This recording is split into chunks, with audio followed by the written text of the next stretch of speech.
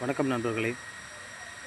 நிறைய நண்பர்கள் எங்கிட்ட கேட்குறீங்க, என்ன திடீர்னு நீங்கள் அரசியல்லாம் பேச ஆரம்பிச்சிட்டிங்க அப்படின்னு சொல்லிட்டு. நான் அரசியல் பேசுகிறதுக்கு நிறைய காரணங்கள் இருக்குது. அதில் ஒன்று உங்கள்கிட்ட சொல்கிறேன், புரிஞ்சுக்க முடியுதான்னு பாருங்கள்.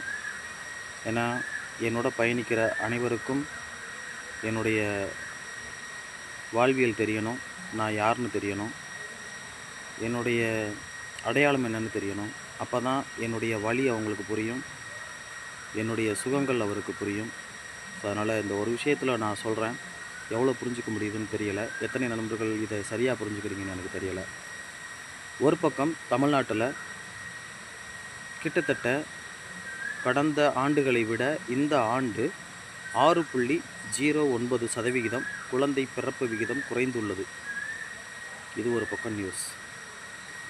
இன்னொரு பக்கம் இலங்கையில் செம்மேனின்னு சொல்லி ஒரு ஊரில் புதைக்கப்பட்ட தமிழர்களின் எலும்புக்கூடு எண்ணிக்கை 136ன்னு இதுவரை ஆய்வில் எடுத்துருக்குறாங்க.